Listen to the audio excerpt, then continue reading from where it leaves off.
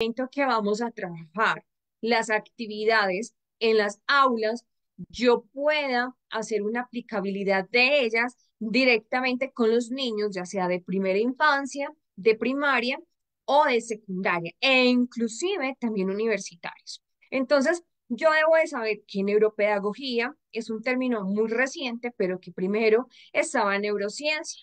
Y debo de saber que la neurociencia es que estudia el sistema nervioso, pero que el sistema nervioso sabemos que se compone desde el cerebro, las arterias, las venas, con toda la funcionalidad que tiene en todo nuestro cuerpo. Y a su vez también se involucra entonces la médula espinal, las redes de células que son sensitivas y motoras, es decir, aquellas que nos permiten realizar nuestros movimientos, tanto motricidad fina, que son las manos, como motricidad gruesa, que son los pies. Y de ahí se empiezan ya a tener toda la movilidad en todo nuestro cuerpo. El objetivo de la neurociencia como tal es comprender cómo funciona nuestro cerebro y cómo funciona nuestro sistema nervioso. Y a su vez, poder también reproducir, comprender, asimilar las emociones, los pensamientos, la conducta, los comportamientos que tenemos los seres humanos que a veces no nos damos cuenta, que es que la respiración y el latido del corazón, ¿sí? A veces decimos, pero es que nosotros no tenemos por qué darnos cuenta cómo respiramos, porque es que es un efecto de estimulación, de reacción y poder proteger nuestro cuerpo. Pero ¿qué pasa? Si yo no respiro bien, yo puedo ocasionar en mi propio cuerpo algunas alteraciones. Por eso debo decir que la respiración no es torácica, sino que es abdominal. Y eso hace que la frecuencia cardíaca se pueda nivelar y no presentamos bradicardias o taticardias o en la noche apneas del sueño. Los neurocientíficos se encargaron de estudiar el sistema nervioso en muchos diferentes niveles y empezaron a mirar que habían moléculas, que habían células nerviosas, que también habían redes neuronales, que a su vez habían estructuras en el cerebro, como lo vamos a ver ahorita, y empezaron a mirar que de forma individual todas estas conexiones interactúan para realizar diferentes actividades. Y esas actividades son las que nosotros estamos realizando el día a día. Por ejemplo, cuando alguien lee las palabras, ¿sí? Vamos a empezar a hablar un poquito entonces ya de lectoescritura, matemática, para que podamos entender este tema. Entonces, por ejemplo, cuando alguien lee palabras, ¿qué es lo que hace el cerebro? Envía señales al músculo del ojo, como lo hemos visto en muchas ocasiones, ¿sí? Que entra a través de qué? De la mácula, entra a través de la retina, entra a través del canal auditivo, del canal visual, perdón, para hacer conexión con el cerebro. Y al mismo tiempo los ojos combinan las palabras que viajan entre las neuronas para poder que llegue al cerebro y esta información se procese. El cerebro decodifica las señales, ¿sí? Y es cuando podemos empezar a leer las palabras. Luego el cerebro empieza a buscar información almacenada. ¿Y dónde está la información almacenada? De todo lo que observamos, de todo lo que escuchamos, de todo lo que hablamos, de todo aquello que compartimos con las personas. Y acá es cuando se empieza a dar el significado y cuando tengo el significado, conformo el conjunto de palabras que ya viene a ser ¿qué? La verbalización, la estructura de los párrafos, porque nosotros también tenemos, así como es escrito, es verbal. Construimos oraciones, construimos párrafos, construimos historias, construimos todos aquellos estilos literarios que nosotros teníamos. ¿Sí? Tenemos. Entonces, acá es cuando yo puedo decir que, ahora sí, que la neuropedagogía estudia el cerebro entendiéndolo como un órgano social capaz que cambia según los procesos de la enseñanza y el aprendizaje, especialmente si lo trabajamos con ejercicios lúdicos. ¿Qué quiere decir entonces con los ejercicios lúdicos? Es decir, todas aquellas actividades que generan procesos de estimulación en los niños, en los adolescentes e inclusive nosotros también, los adultos. Por eso lo veíamos el sábado en el taller, que estábamos cantando y realizábamos ciertas actividades donde preguntábamos, respondíamos, ¿sí? No importa que estuviéramos a través de la pantalla, pero que podíamos intercambiar. Entonces, lúdico no tiene que ser que yo siempre esté corriendo, saltando, reptando, sino que también yo me permita hacer una interacción. La neuropedagogía estudia los aportes de la psicología y las neurociencias para poder darle un reconocimiento más relevante en todo el desarrollo del niño, no solo desde el área comportamental, sino también desde el ámbito cognitivo, aplicándola en el aula, en la familia y también con todas las personas que están alrededor. Por eso la neuropedagogía viene también muy ligada a la neurodidáctica, que es un tema, un término también muy conocido. Aunque van muy unidos, pueden trabajar diferentes ejes. Y más que ser una propuesta pedagógica, que es lo que estamos viendo hoy en día, es poder entender y respetar al niño sabiendo que necesita en todo momento fortalecer todos los vínculos afectivos, pero al mismo tiempo naturales. Es decir, que yo no lo vaya a llevar hasta el punto que la norma me vaya a limitar que él pueda expresarse en todos los ámbitos. También la neuropedagogía es una disciplina biológica. ¿Por qué biológica? Porque está estudiando todas nuestras células, todas nuestras moléculas, nuestra actividad sensitiva y eh, no puede haber mente sin cerebro. Es decir, que todos nuestros pensamientos, nuestras emociones, nuestros sentimientos vienen todos directamente desde esa parte de nuestro cuerpo que siempre hablamos que es el cerebro. Entonces, sin cerebro no hay contexto social ni cultural. Es decir, que todos van unidos, van encajados como una rueda de engranaje que pueden brindar una información a nosotros como receptor, pero también como emisores, ¿sí? Es decir, que hay un cambio de información constante. La neuropedagogía tiene también por estudio la vida del hombre, entendiéndolo muchas veces que el cerebro, aunque sea un órgano, como estábamos hablando ahora, muy importante, podemos compararlo como un computador, ¿sí? Porque sabemos que en el computador está completamente guardada toda la información que nosotros deseamos. Pero, ¿qué pasa entonces? Una pregunta que surge. ¿Dónde se almacenan los recuerdos? ¿Sí? ¿Dónde se almacenan los momentos que hemos vivido? ¿Qué es lo que pasa? Que empezamos a trabajar eh, la memoria, la atención, concentración, que eso lo vamos a ver ahora. Los recuerdos se van a, todo lo que hemos vivido se olvida, no se olvida. El cerebro los guarda, los almacena, y acá es cuando hablamos del inconsciente, del subconsciente, del yo, que en algunas ocasiones muchas personas pueden decir, creo que sentí o viví este momento en alguna ocasión. Entonces, miremos cómo la neurociencia empieza a darle sentido a la neuropedagogía y nosotros empezamos a darle transmisión directamente en todas las instituciones. La mayoría del aprendizaje humano se produce en la corteza cerebral a través de diferentes mecanismos de comunicación intraneural, es decir, que generamos la sinapsis, ¿sí? La sinapsis como tal que se producen desde todos los estadios más tempranos en el desarrollo embriónico, es decir, desde el proceso de gestación de la madre, que es algo que yo creo que ya todo lo tenemos muy claro y siempre lo hemos tocado, que desde las 72 horas hay vida y se empieza a formar el cerebro, el corazón, médula y luego todos los órganos de las personas. Y estos procesos llegan a la memoria genética que viene condicionada por el ADN, el programa, y es que sabemos que este ADN es la que trae completamente los factores hereditarios, tanto en comportamiento, en inteligencia, y a su vez, ¿qué hace? Que tengamos un funcionamiento de las proteínas que configuran completamente nuestro cerebro. La nueva educación deberíamos de estar encargados no solo de la construcción del conocimiento y de la cultura, sino regular realmente las actividades lúdicas que estamos teniendo en las instituciones, porque pensamos que lo lúdico es solamente jugar. Y los nuevos ambientes lúdicos deben de fortalecer valores deben de fortalecer la creatividad, debe fortalecer el asombro, porque si no enamoro el cerebro a través del asombro, yo puedo decir que todos los procesos que estamos realizando quedarían en un espacio muy limitado y que posiblemente el niño no vaya a tener ese gusto ni esa atracción realmente por cada una de las actividades que estamos teniendo.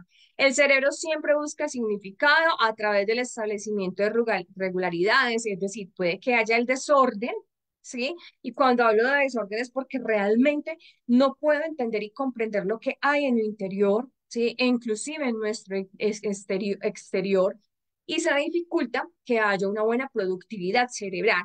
Entonces acá es cuando yo puedo decir que el aprendizaje es efectivo cuando estamos potencializando el cerebro para que realice funciones ejecutivas y que estas funciones ejecutivas podamos decir que es la superación ante muchas dificultades intelectuales en las condiciones de búsqueda de poder regular todo el comportamiento. Y acá entonces yo puedo decir que en nuestro entorno se genera un proceso de creatividad, de libertad, al mismo tiempo yo debo tener muy presente que regular las emociones también me implica el poder decir que hay presión, que también nos podemos sentir en un modo de amenaza, es decir, cuando mi cuerpo reacciona frente a un peligro.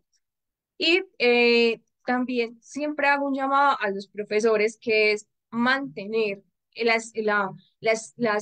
una estricta, ¿sí?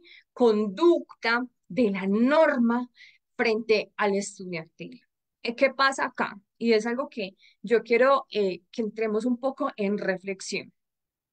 Cuando hablamos de neuropedagogía infantil, sabemos que estamos estudiando todas las funcionalidades del cerebro que me implican también las emociones, y eso lo vamos a ver al final. Pero también es importante trabajar la norma y la instrucción con los niños. No importa que ellos tengan, que sean diagnosticados o una educación regular. Sabemos que el aprendizaje es continuo, es repetitivo. Lo mismo ocurre con la norma, con la instrucción. No significa que vamos a trabajar una pedagogía tradicional, donde decía la letra entra con sangre. No, pero sí es una pedagogía mucho más humanística, pero no puedo olvidarme que la conducta de los niños siempre debo de trabajarlos, porque acá es cuando empezamos a trabajar los procesos de conciencia y subconsciencia que empiezan a desarrollar los estudiantes. Durante el aprendizaje adquirimos mucha información aparte de la que tenemos en las instituciones. Y acá es cuando decimos que el estudiante se ve influido, ¿sí? O se ve influenciado, no tanto por lo que dice el profesor, sino por lo que hay en su ámbito social, es decir, con sus grupos de pares. Y acá entonces podemos decir que empieza a funcionar la memoria. Entonces empezamos a decir que existe un sistema de memoria visual espacial y un sistema eh, que es mucho más natural, de tal manera que podamos decir que todo lo que el estudiante está observando, que todo lo que el estudiante está escuchando, es lo que va a permitir que el aprendizaje sea mucho más productivo o de pronto se pueda frenar un poco. Frenar es detener, ¿sí? Y acá es cuando entonces nosotros decimos que toda la enseñanza del aprendizaje son mecanismos naturales del cerebro, aunque el docente siempre debe estar presente en todos los momentos y en todas las esferas del proceso que tiene el estudiante, tanto de aprendizaje como también enseñanza. Pero entonces usted dirá, momentico, ¿cómo así que el estudiante va a enseñar? Claro, porque es que cuando nosotros llevamos a los estudiantes a que hagan preguntas problematizadoras, las respuestas que ellos van a obtener también van a permitir que otros estudiantes se puedan enriquecer. Es decir, que cuando tengo un aporte de los estudiantes en el aula, ellos a través de toda la verbalización, de toda la contextualización que tienen, podemos decir que acá la enseñanza y el aprendizaje sí los estamos trabajando mediante los ejercicios lúdicos, como les decía.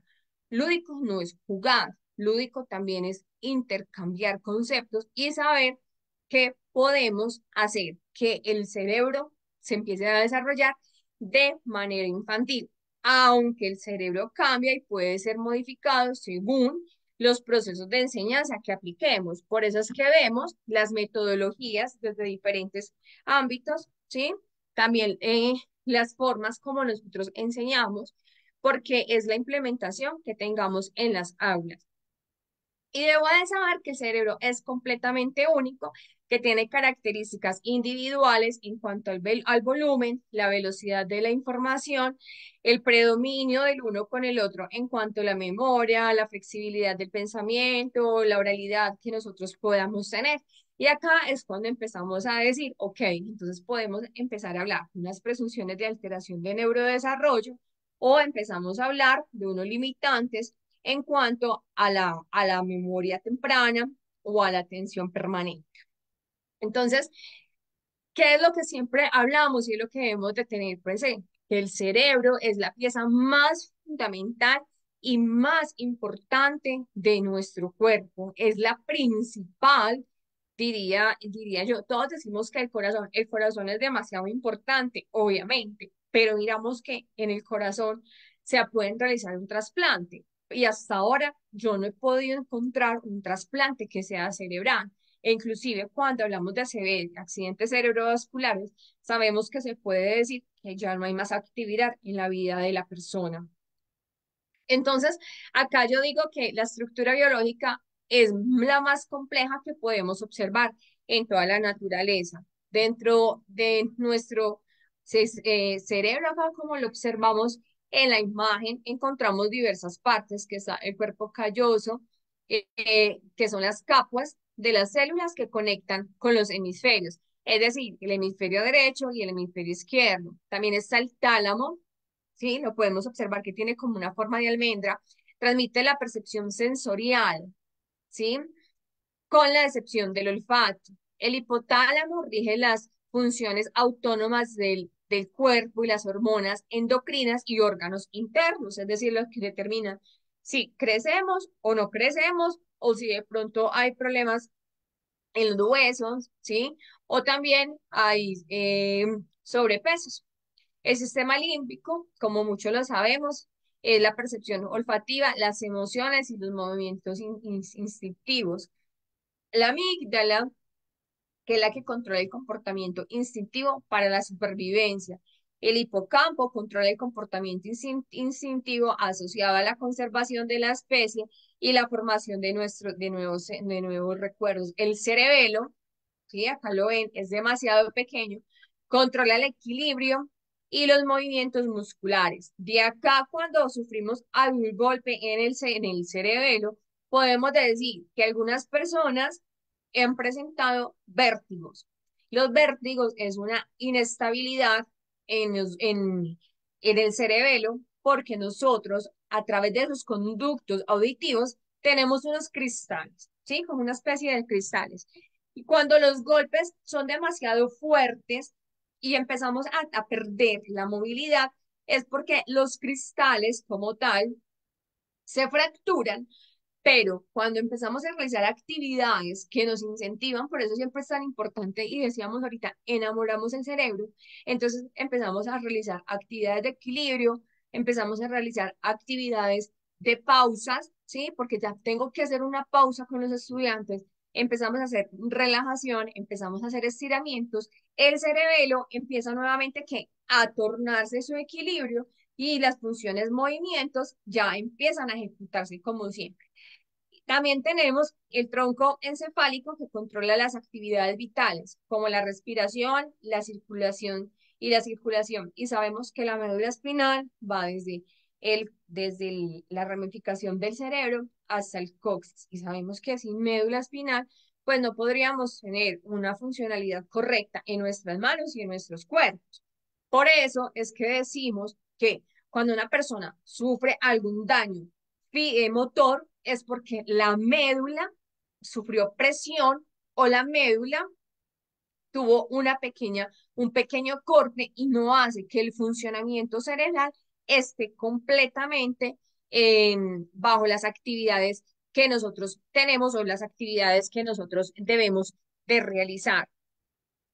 Tengo que tener muy importante, tengo que tener muy presente que en el cerebro interviene el control de la postura, el movimiento, todas las grandes conductas instintivas, programaciones hormonales que nosotros tenemos, la alimentación, la respuesta agresiva, la respuesta positiva, también la territorialidad que nosotros tenemos frente a alguna circunstancia.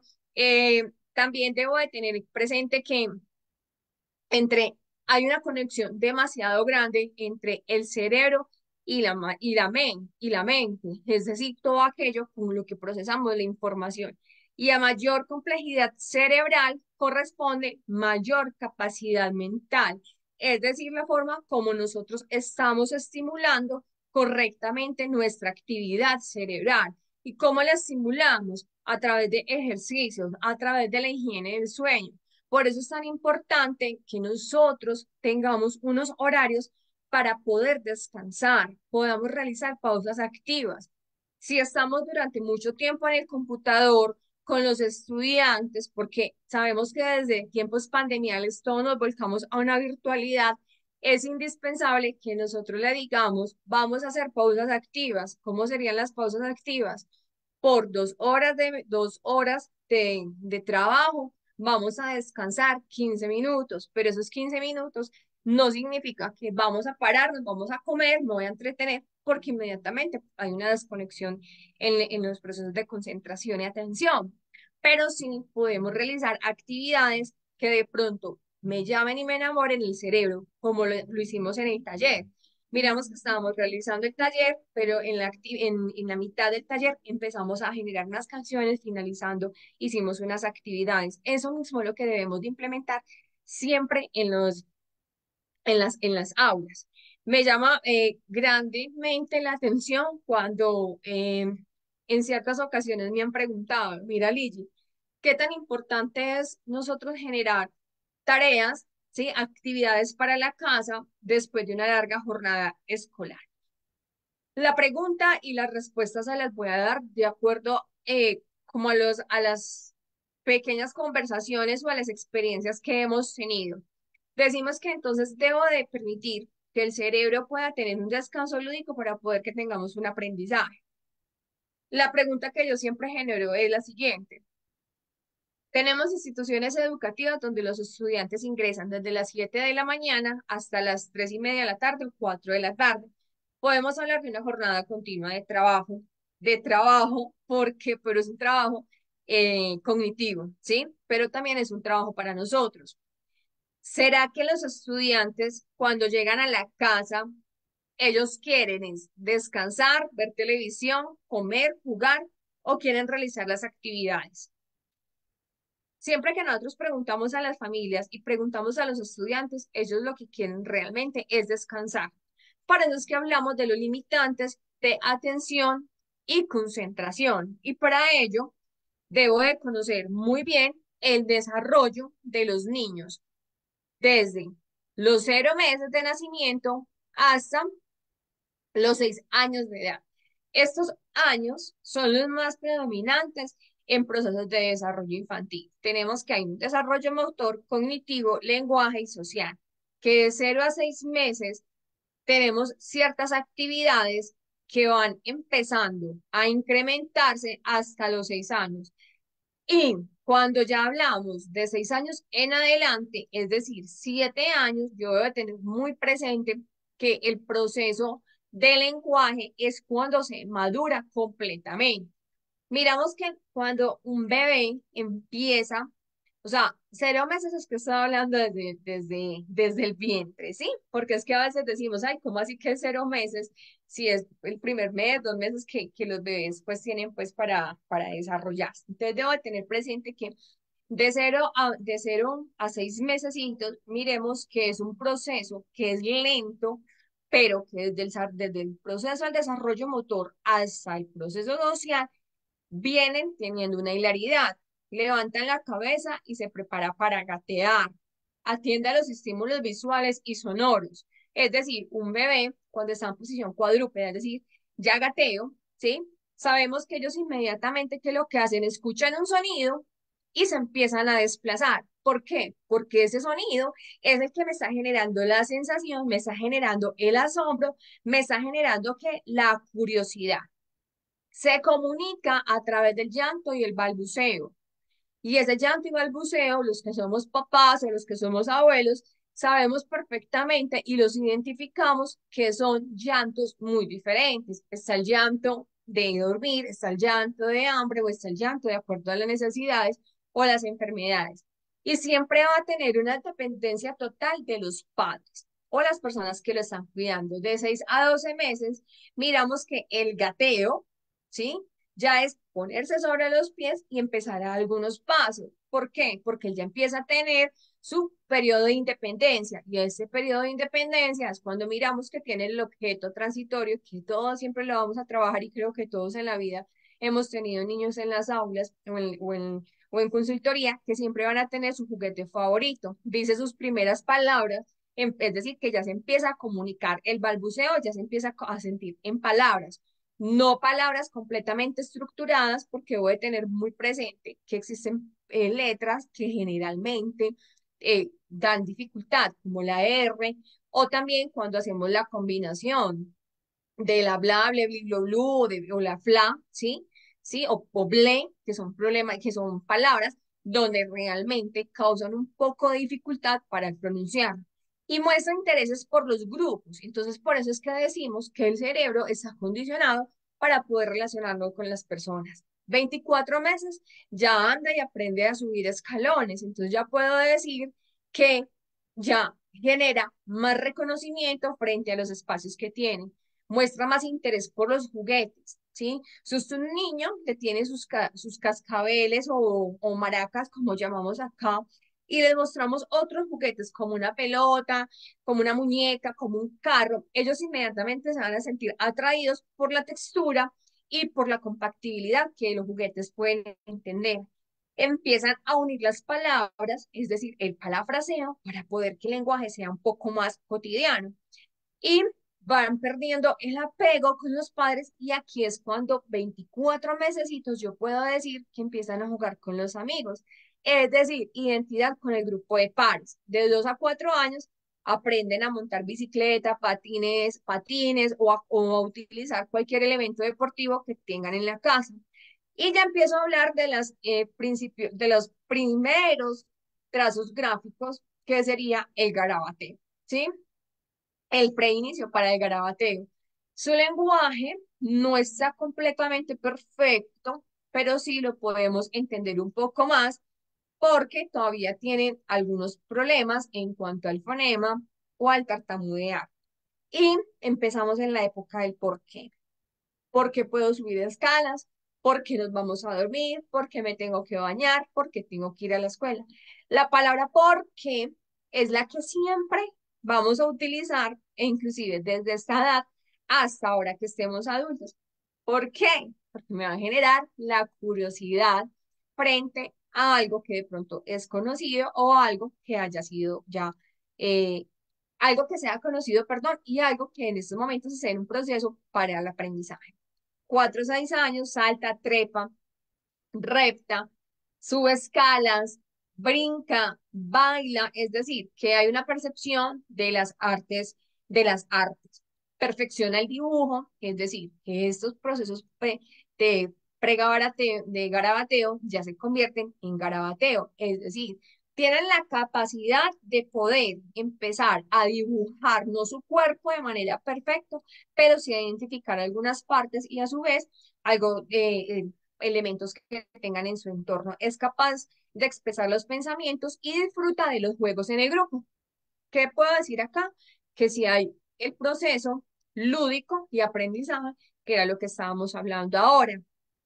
Acá, perdón, acá debo de tener muy presente y debo de conocer realmente cuáles son las funciones que tiene nuestro cerebro. Entonces vamos a hablar de un hemisferio izquierdo y un hemisferio derecho, ¿sí?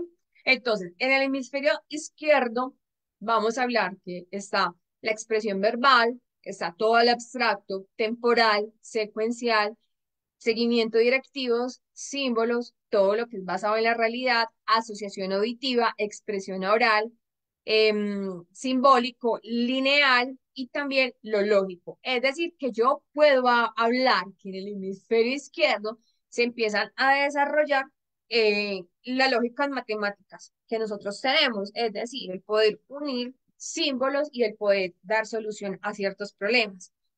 Pero en el hemisferio derecho, entonces tengo la expresión no verbal, ¿sí?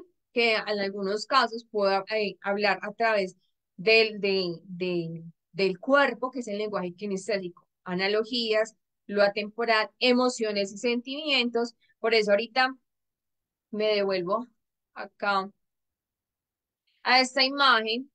Por eso hablamos de la amígdala, porque se ubica en la zona del lado derecho de nuestro cuerpo, de nuestro cerebro, perdón. Lo holístico, es decir, todo lo que es en el pensamiento y que puedo llamar la relajación, visualización, fantasía, es decir, empezar a generar creatividad al azar, es decir, que no hay una secuencia, formar patrones, es decir, que se estructura toda esta área lógica la empiezo a saber que puedo formar el patrón, puedo hablar de em, la instrucción. Aquí también está la creatividad, las expresiones artísticas y la verbalización. Entonces, miremos que nuestro cerebro funciona muy bien en la medida que empezamos a conocer realmente los procesos de desarrollo de los niños. Acá, entonces, ¿cuándo puedo decir yo que cuáles son las principales funciones cerebrales? Por eso decíamos ahorita, la atención, la memoria y el lenguaje. Debo de saber, vuelvo y lo repito, que cada proceso de nuestros niños es completamente diferente y cada cerebro es único, porque es el que nos hace identificarnos y hace que nosotros podamos tener una secuencia de aprendizaje que sea diferente a los demás. Por eso es que nosotros decimos que los proyectos en las aulas siempre van a estar encaminadas de acuerdo a las necesidades que tengan los estudiantes, no a las necesidades que tengan los docentes. ¿Por qué digo acá eso? Porque es que a veces cuando digo que voy a trabajar con los niños los proyectos, es porque realmente estoy diciendo es que tengo un proyecto que es la naturaleza, por lo general, ¿sí? Pero es que la naturaleza ya la hemos trabajado con niños muy pequeños, que pueden ser 2 y 3 años. Con 4 y 5 años, ¿qué actividades voy a tener para generar más sensibilidad, más procesos lúdicos, más aprendizaje? Entonces ya diría que los proyectos encaminados en el aula, de acuerdo a las diferentes edades, esas son las necesidades que tiene el niño. Yo puedo trabajar un proyecto de naturaleza con niños de 4 y 5 años. Sí, los puedo trabajar. Que puedo hacer una recapitulación de los conceptos. Se puede hacer la recapitulación de los conceptos, pero ya puedo trabajar de 4 a 5 años, seriación, puedo trabajar contables, o sea, los números, ¿sí? Es decir, 1 más 1 igual a 2. Entonces, si tenemos la naturaleza, puedo decir que tengo una manzana más una pera es igual a ¿qué? A 2 frutas. Entonces, miremos que podemos empezar a ejercitar otros procesos en prelectoescritura. ¿Qué puedo hacer?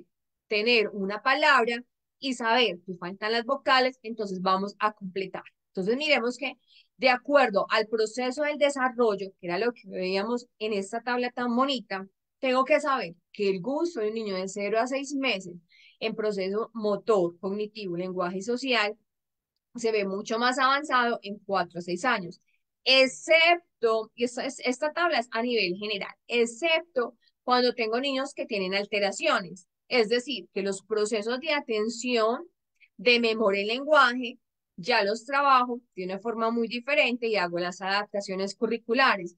Entonces, la atención es la función que se puede interpretar de 2 formas, interna y externa. La interna se refiere a lo que sucede a nuestro propio cuerpo, los cambios físicos, corporales. Y los externos es hacia todo lo que nos rodea, es decir, los sonidos, los olores, las imágenes. ¿Sí?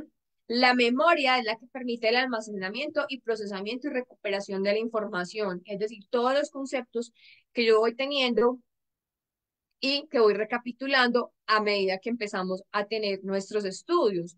Es decir, yo puedo explicarle a un niño los colores primarios, amarillo, azul y rojo, pero saber que en un periodo mucho más adelante, eh, vamos a hacerlo así. Amarillo, azul y rojo lo puedo trabajar con niños de 2 y 3 años. Ellos no podrán pronunciarlo, pero sí lo pueden identificar. De 4 a 5 años, yo ya puedo trabajar colores secundarios, es decir, la combinación de estos colores. ¿Cómo voy a activar la memoria? La activo a través de actividades que me puedan tener una secuencia regulada de la combinación de los colores, pero que a su vez, cuando yo trabajo de sus colores y hago la combinación, puedo trabajarlo también con elementos, puedo trabajarlo también con formas, puedo también trabajarlo con imágenes. Entonces, miremos que la memoria yo la puedo empezar a entretejer y la puedo estructurar. ¿Con qué? Con todas las actividades que yo vaya teniendo de acuerdo al desarrollo de integral que tengan los niños. Pero estoy hablando de una educación regular. Siempre que hablamos de procesos de inclusión, debo de tener muy presente, uno, el diagnóstico del niño. Sabemos que el diagnóstico siempre lo van a dar en psicología o lo van a dar los neurólogos. Sí, aún no tenemos un diagnóstico, puedo tener algunas características dependiendo de el, el, el diagnóstico que tenga, pero yo no puedo decir diagnóstico si aún no lo tengo ya pues evidenciado, puedo decir una presunción de, ¿sí? Y puedo empezar a hacer la adaptación curricular de acuerdo a las actividades que sean encaminadas. Por eso ahorita hablábamos de cápsulas de aprendizaje, que son actividades para niños con procesos de inclusión, ¿sí? Pero también para edad regular, lo que significa que todos mis proyectos, todas mis actividades, yo puedo encaminarlas, ¿sí? Como decimos acá, como en Colombia, y es como una palabra que siempre utilizo, encaminarlas de acuerdo a las necesidades cognitivas, afectivas y emocionales que tienen los estudiantes, sin importar eh, que tengan una educación regular o una educación inclusiva, porque yo siempre voy a tener muy presente que si mis actividades que estoy realizando no me van a incluir todo el grupo, entonces estoy trabajando segregación. Y yo sí puedo hacer que las actividades me incluyan a todos los niños. El lenguaje, sabemos que es uno de los principales medios de comunicación y el lenguaje no solamente es verbal, sino que también es escrito. Entonces acá yo puedo decir, y siempre lo he dicho, podemos utilizar muchas imágenes para poder comunicarnos con los niños que no son verbales. Es decir, aquellos niños que se les dificulta, ¿sí? Un poco el poder estar en el ámbito social con otros, porque es que no solamente son niños que tengan alteración en neurodesarrollo, son niños que también tienen, eh, hay ciertos diagnósticos en comportamientos psicológicos, ¿sí? Que hacen que los niños no tengan realmente un patrón de conducta que sea muy establecido. Acá vamos a mirar cuáles son los signos de alarma que se presentan cuando tenemos niños en las instituciones. Entonces, no mira, no responde cuando se le llama o se le identifica algo.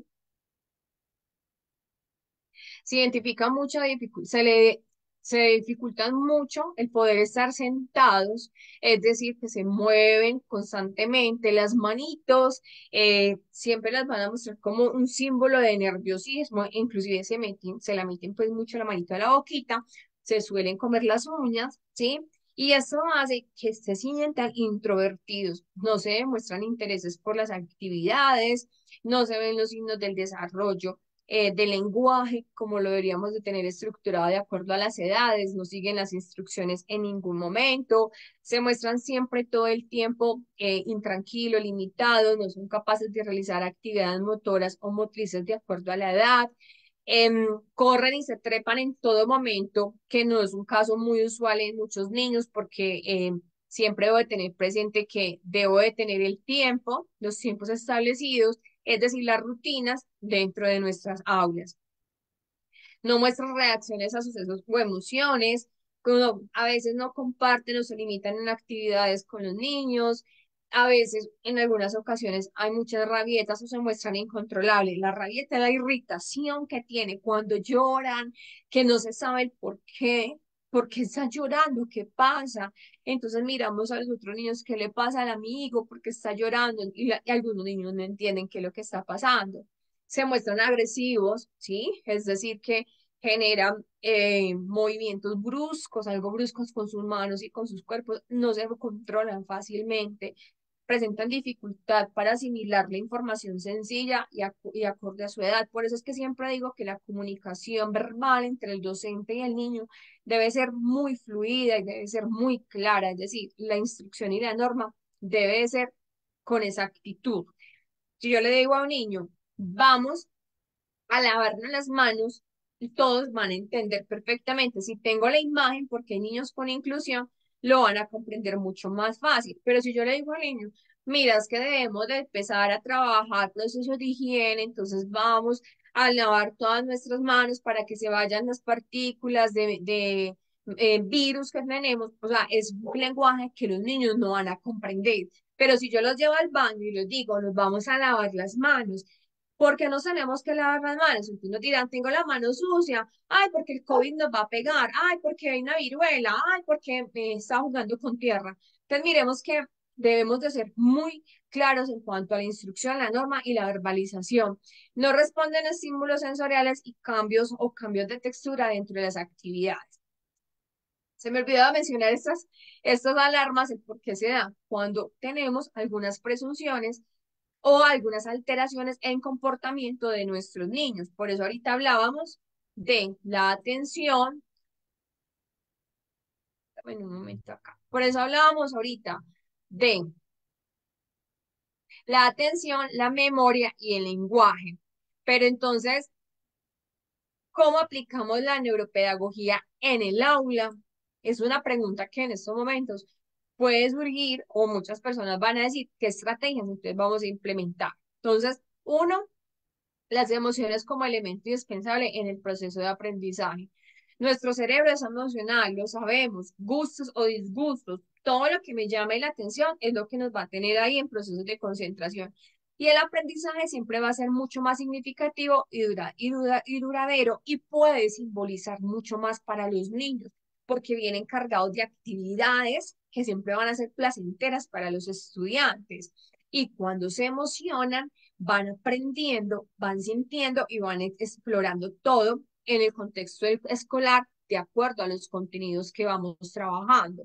También debo de tener muy presente que la motivación es que ellos necesitan, es decir, ellos son los estudiantes, las ganas de aprender y poder generar en sus vidas un desafío continuo de acuerdo al proceso de aprendizaje que vamos teniendo, es decir, que sean capaces de poder generar independencia y obtener un resultado de todas aquellas actividades que tenemos propuestas en las instituciones, pero que también puedan recibir su recompensa. No quiere decir que todos los días entonces le voy a dar un dulce o un caramelo a los niños o siempre los vamos a estar elogiando, porque si nosotros estamos elogiando constantemente a los estudiantes, entonces ya no lo van a hacer de motivación, sino que lo van a hacer bajo un interés. Y finalmente es cuando decimos que todos lo siguen al pie de la letra. Tenemos estudiantes que pueden aprenderse en una hoja, dos hojas, tal cual está escrito, y la intencionalidad es que lean, comprendan y argumenten.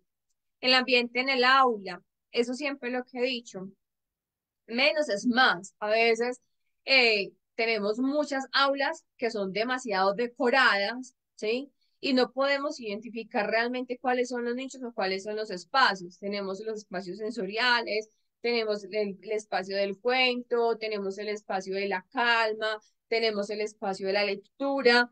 Y asimismo, tal como nosotros tenemos nuestras aulas organizadas, asimismo es nuestro proceso de enseñanza. Si yo no tengo una claridad y un orden de lo que vamos a realizar, no vamos entonces a tener realmente una calma, una tranquilidad, la relajación, sino que todo lo contrario nos va a llevar a factores que sean de distracción. Respetar los ritmos del cerebro. Es algo que yo siempre he dicho, cada estudiante es único y lo he dicho ya en varias ocasiones. Yo puedo decir, tengo 30 niños con edades de 5 o 6 años, pero yo debo saber que el ambiente protector del niño, yo debo saber que el proceso que tuvo la mamá durante el embarazo fue diferente. Debo saber también que el proceso de comunicación e integración familiar es diferente. Debo saber que no todos van a ser muy abiertos, ¿sí? Es decir, ser empáticos con otros, sino que hay unos que son un poco más reservados, más intrínsecos, es decir, que se pueden mostrar un poco más callados, pero que en el momento de realizar actividades pueden sorprender con las respuestas y las palabras que tengan.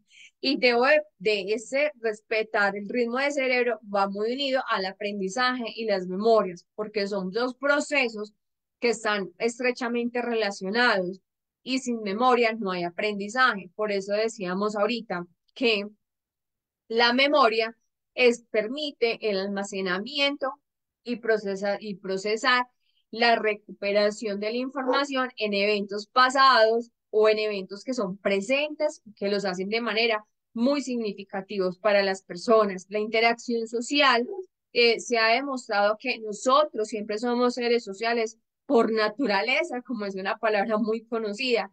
Es decir, que estamos en constante interacción con las personas e interactuamos tanto dentro de nuestras familias como interactuamos también con la sociedad.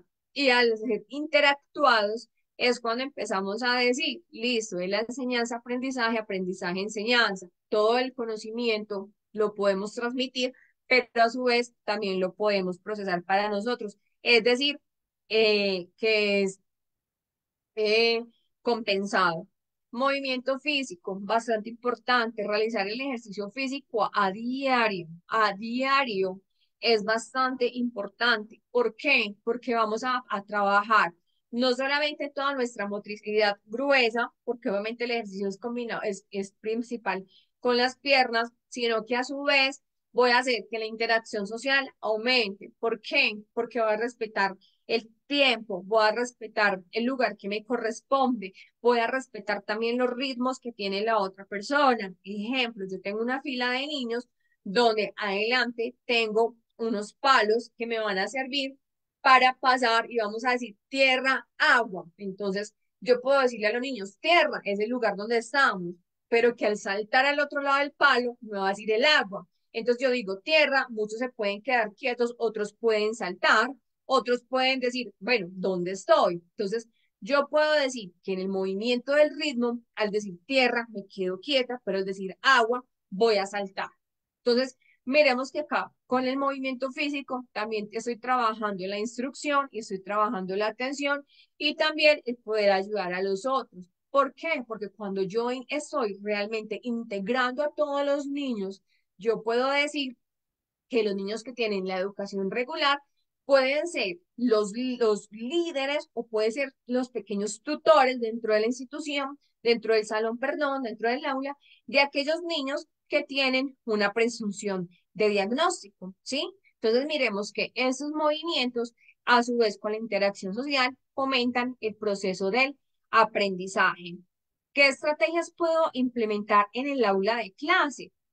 Entonces, asignar responsabilidades dentro del aula, recoger juguetes, ayudar con el material, de pronto abrir la puerta. Hay niños que en algunas ocasiones pueden hacer el círculo del silencio, otros niños pueden hacer el canto de bienvenida, tratarlo de sentar siempre a un compañero que de pronto se le dificulte o que le cueste un poco la instrucción del docente. Muchas veces los niños de la misma edad pueden ayudar a los otros por el ejemplo y el comportamiento, fomentar siempre el trabajo en equipo y grupo, hablarles en voz clara y en voz alta. Voz alta no significa gritar, voz alta es que yo pueda hablar en un tono que todos los niños me puedan escuchar. Es muy diferente si yo digo, buenos días, ¿cómo están? Si yo voy a decir, buenos días, ¿cómo están? Entonces, es algo que yo tengo que tener muy presente. Si yo no soy capaz de regular mi tono de voz, profes, mamás, papás sencillos, mire, en un espejo ustedes se pueden mirar, yo siempre lo he dicho con las personas, mires en un espejo y háblese usted, no dirán, ay, entonces va a ser una psiquiátrica, no, no es psiquiátrica, es porque estoy realmente mirando cómo es mi comportamiento, mírese en un espejo, mírese cómo es su lenguaje físico. Y así es como empezamos a interactuar con los niños. A veces hay docentes que inclusive yo he escuchado y le digo con mucho respeto, me daría miedo estar en una clase porque el tono de voz no es como el más adecuado. Seamos amorosos, seamos pacientes, que es lo que siempre nosotros en esto decimos, tener mucha paciencia, no hacer ninguna comparación con los niños, porque cada estudiante es único. Igual, nosotros somos únicos. Cada uno de nosotros tenemos una carga genética que es diferente e inclusive hasta los mismos gemelos. Sentar el niño cerca al docente para tener una vigilancia permanente. Cuando tenemos niños que son demasiado dispersos, siempre demostrar el afecto del estudiante. Ojo, una cosa es el afecto, lo otro es los abrazos, ¿sí? Los besos, las caricias, porque aquí ya estamos hablando de un abuso sexual de los niños, para que eso lo tengamos muy presente. El demostrar afecto, yo le puedo mostrar el afecto a los niños, e inclusive desde que estoy en distancia, como observándolos, escuchándolos, siendo amable con ellos, poniéndome al mismo nivel y estatura de ellos, porque es cuando yo levanto la cabeza hacia una persona que es lo que estoy demostrándole, o sea, ¿qué le estoy diciendo a una persona? Listo, está bien, yo hago lo que tú me dices y sabemos que en procesos de docencia, sí, o en procesos psicosociales, es siempre mostrar empatía, no hacer sentir diferente, dar instrucciones claras, darle el tiempo adecuado para culminar las actividades, cada actividad es diferente y cada proceso de desarrollo es diferente. Actividades lúdico-didácticas para los niños en clases. Encontramos actividades que son demasiado fundamentales, como lo son recortar revistas, crear su propia historia, leer un libro, preguntarle sobre qué trataba, cuáles eran los personajes, hablar de los pequeños detalles en cuanto a la lectura. A veces es importante hasta dejar personificar los niños. Tenemos en los salones muchos elementos con los que podamos personificar. Ay, entonces voy a trabajar en Caperucita Roja, pero es que yo no tengo una capa, pero podemos tener de pronto un buzo, ¿sí? Una chompa, un saco, no sé cómo lo conocerán en sus países, pero entonces no tiene que ser directamente roja, puedo cambiarle el color, es decir, yo estoy permitiendo que los niños empiecen a trabajar la creatividad. También enfoquémonos en actividades motrices, es decir, manualidades. Es que estas manualidades incluyen la sensación y la percepción de las texturas. Entonces, crear títeres, ensartado, el amarre, el coser. ¿Cómo voy a coser con un niño que tenga una aguja? Hay unas agujas que venden que no tienen como la punta para coser e inclusive hasta nosotros mismos la podemos formar. ¿Cómo puedo coser? Con un cordón, ¿sí? Con lo que nos amarramos los zapatos, que no sé cómo se llaman en esos países. Y con eso yo puedo hacer perforaciones en las hojas y con lana o con hilo que tengamos y o con cabuya puedo empezar a amarrarla, ¿sí? Una puede ser el cordón y atrás una lana que genere otra estructura, otro color y puedo empezar a trabajar en coser. Puedo dibujar una camisa, la camisa tiene unos huecos, entonces vamos a coser la camisa, ¿sí? Actividades de memoria de agilidad, es decir, que yo pueda trabajar cartas, pueda trabajar bingo, pueda trabajar lotería, y es así como puedo empezar a fomentar un lenguaje mucho más estructurado porque ya empiezo a tener un significado de las palabras. Y aquí yo debo de tener siempre muy presente cuáles son las emociones que nosotros tenemos. De pronto ustedes dirán, ay, sí, esa es la nueva película, Intensamente. Sí, esa es la película de Intensamente. Y por eso siempre la traje pues como acá para traerla en el recuerdo y vemos que es como la última película, porque siempre debo tener muy presente las emociones. Porque si se le promueve la la estimulación apropiada, también se pueden crear continuamente nuevas neuronas y nuevas conexiones. Es decir, que estamos hablando de neuroplasticidad. En el cerebro hay un grupo de neuronas que se activan al mismo tiempo, que siempre son las que vamos a realizar las acciones y ejecutar las actividades que eh, nosotros vamos a tener muy presente. El aprendizaje y las emociones siempre están íntimamente relacionados. Es de ahí la importancia de poder controlar nuestras emociones, es decir, hay momentos en que nosotros los docentes, ¿sí? O todas las personas que trabajamos con personas podamos sentir un momento de irritación y es demasiado normal. Por eso yo digo, es que es importante hablar de las emociones positivas y también de las emociones negativas. pero es saber controlar, es decir, puedo hacer mis procesos de respiración, como la canción del tigre que les decíamos, el tigre está enojado, lo vamos a calmar, uno, dos, tres, respiramos. Entonces, respiro, me controlo, vaya, tome un poquito de agüita, si tiene una persona que le ayude en el salón, profe, ayúdeme por favor, que necesito mi espacio y mi tiempo, es demasiado normal. Pero debo de también controlarlas porque si no, ¿qué va a afectar en los niños? Va a perjudicar el aprendizaje y no va a permitir que se potencialicen todas aquellas actividades o esas capacidades que los niños tienen. ¿Cómo se ve en neuropedagogía, en neuroeducación, en neurodidáctica, la intervención de las emociones?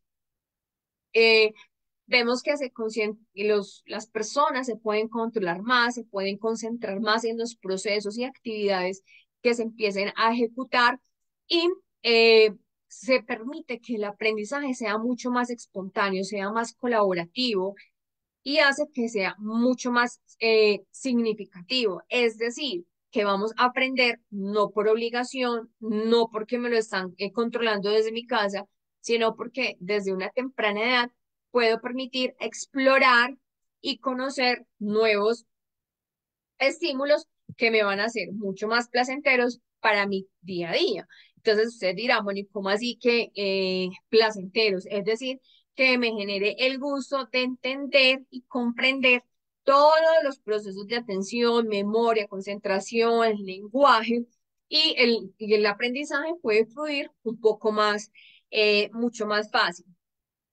y se considera imprescindiblemente en la enseñanza hoy en día el poder regular las emociones y el autoconocimiento para cualquier actividad. Es decir, que yo debo de respetar realmente el pensamiento que tienen los otros niños. Entonces me conozco a mí mismo, hay una conciencia social y las relaciones interpersonales. Es decir, comprender a las otras personas. Hay una frase muy bonita que se las quiero regalar y dice, cada docente es libre de escoger los métodos, tiempos, formas y demás componentes para hacer del aprendizaje una herramienta fundamental para la formación de los niños, pero siempre con la responsabilidad de educar con calidad y de bases teóricas que lleven a un proceso adecuado. Es decir, cada docente sabe cómo poder hacer sus proyectos, cómo puede hacer sus planeaciones, pero es fundamental, es muy fundamental que los procesos sean coherentes de acuerdo, vuelvo y digo, al proceso del desarrollo que los niños tienen, también de acuerdo al área y de acuerdo también a las temáticas, es decir, que haya una transversalidad. Y